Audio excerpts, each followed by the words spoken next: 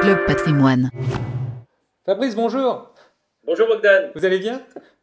Très bien, merci et vous? Alors vous étiez un des premiers CGP que j'ai interviewé au début du confinement. Voilà, on va quasiment en sortir maintenant. Quel est le principal enseignement que vous tirez de cette période? Eh bien, comme vous le disiez, on s'était vu au début du confinement et je vous expliquais qu'en période de crise, très souvent, la plupart de nos investisseurs ont des questions et recherchent des réponses ou en tout cas des conseils. Et surtout, la première chose qu'ils recherchent, c'est de pouvoir appeler et contacter et discuter, parler avec leurs conseillers. Et c'est ce qu'aujourd'hui on a fait. Depuis le début du confinement, on a rappelé tous nos clients pour leur demander déjà si ça allait, pour répondre à leurs questions et pour les accompagner au mieux durant cette crise. Il y a quelques semaines, vous étiez très favorable sur les SCPI. Est-ce que vous l'êtes toujours? Je le suis toujours autant. Expliquez-moi. Il y a des loyers qui ne vont pas être payés, il y a quand même des résidences de tourisme qui sont en difficulté. Ouais. On parle quand même de baisse des taux de rendement sur les SCPI. Il se passe quand même des choses, Fabrice. C'est vrai, Bogdan. C'est la raison pour laquelle, lorsque nous avons choisi ou nous choisissons nos émetteurs des SCPI et les SCPI elles-mêmes, nous avons très souvent choisi des SCPI qui étaient composés de bureaux, et notamment des bureaux prime ou core, c'est-à-dire extrêmement bien placés. On va parler de Paris, de la région parisienne, ou alors des 4-5 plus grandes villes de France, de manière justement à ne pas vivre ce que certains vivent, notamment sur les SCPI de commerce ou d'hôtellerie encore.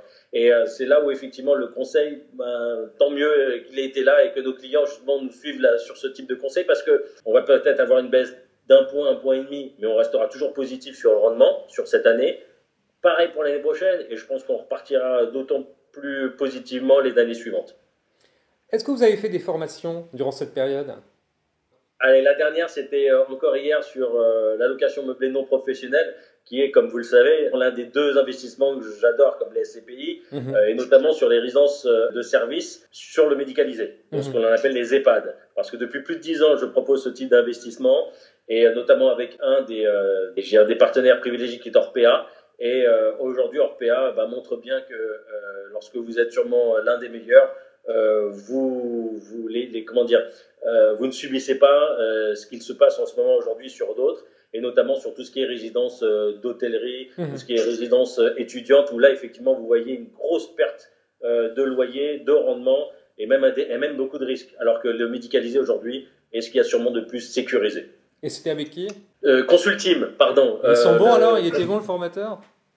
C'est bien, intéressant. Je vais pas les nommer parce que non, c'est pas ça, mais c'est intéressant. Vous avez l'impression d'apprendre des choses. C'était superbe, superbe. Ça continue, c'est encore vraiment superbe. C'est même de l'information que je récupère, qui pour moi est considérée comme de la formation. Ils sont tous superbes et ils passent beaucoup de temps à bien expliquer les choses, et je trouve ça génial. En préparant l'émission, vous me disiez aussi que vous aviez fait une formation avec Primonial sur la fiscalité des SCPI. Qu'est-ce qu'on peut encore apprendre, vous, en tant que professionnel? Qu'est-ce que vous pouvez encore apprendre en matière de fiscalité sur les SCPI? Et ben, Bogdan, j'ai envie de dire une chose.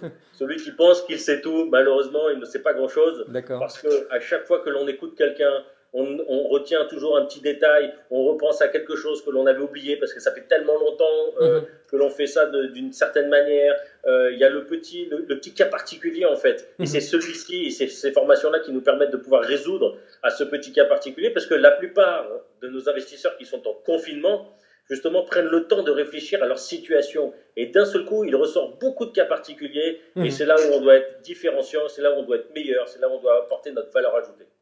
Fabrice, merci beaucoup pour toutes ces précisions. Merci beaucoup, Bogdan.